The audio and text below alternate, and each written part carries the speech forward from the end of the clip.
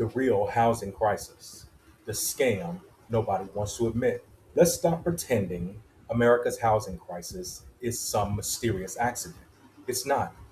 It's a rigged system, one that rewards people already inside the market and punishes everyone else trying to get in. If you already own a home, the market feels annoying. If you're trying to buy your first home, it feels impossible.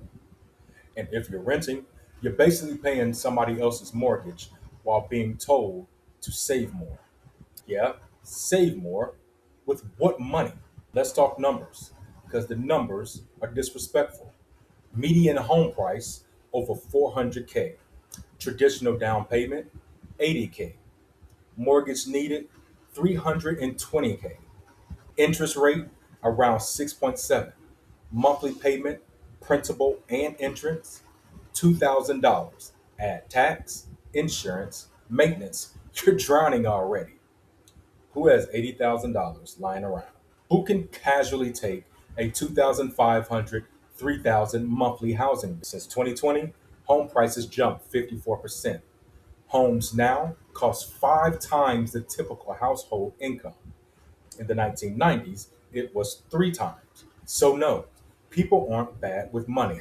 Housing simply outwaged and never looked back. High interest rates didn't just hurt buyers, it froze the entire market. Everyone talks about interest rates like they're the only problem. But here's the real kicker: people who lock in a 3% mortgage rate aren't moving. Why would they trade that for 7%? So they stay put. And when they stay put, nobody sells. And when nobody sells, nothing is available. Freddie Mac says America is short 3.7 million homes. Let me repeat that. We are missing 3 million homes. You can't fix a shortage that big with a motivational speech about working hard.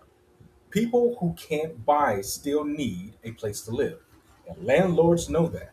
Nearly half of renters spend more than 30% of their income on rents.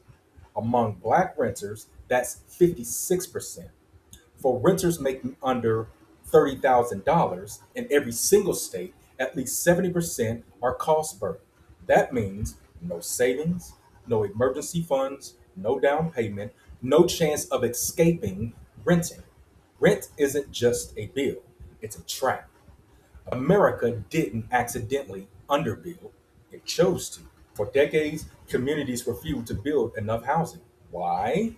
Because people who already own homes didn't want anything to change. They fight apartments, they fight duplexes, they fight starter homes, they fight density. They fought anything that may make housing affordable. And politicians listen because homeowners vote at higher rates.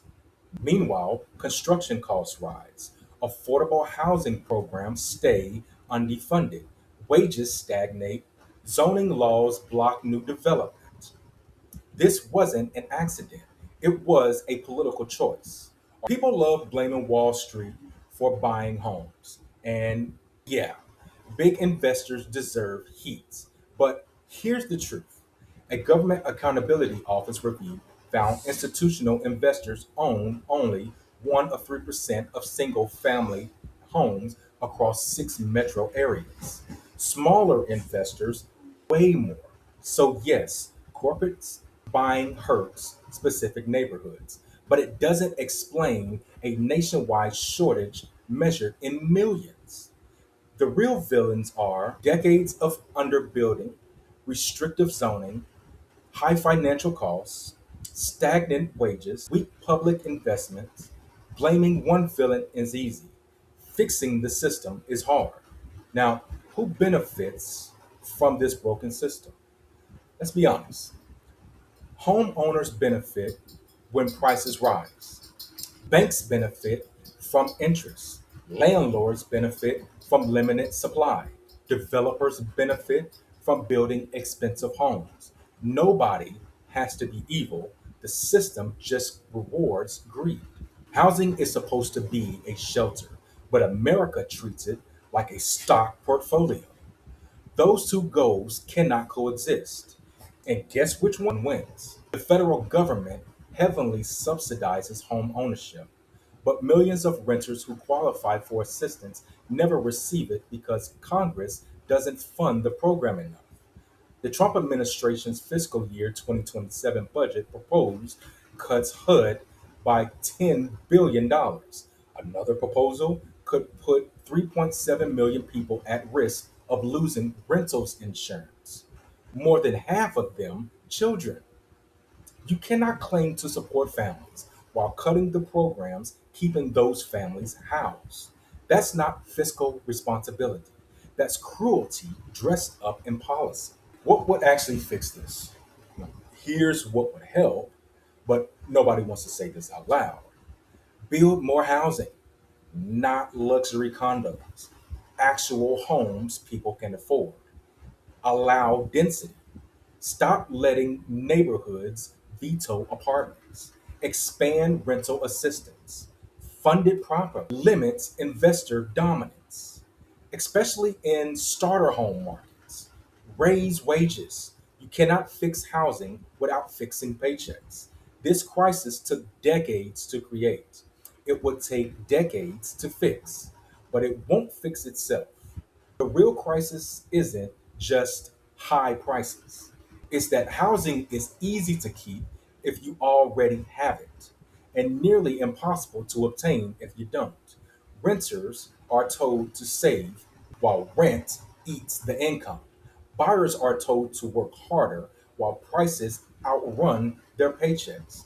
Families receiving assistance are blamed for relying on programs that were never funded enough to help them.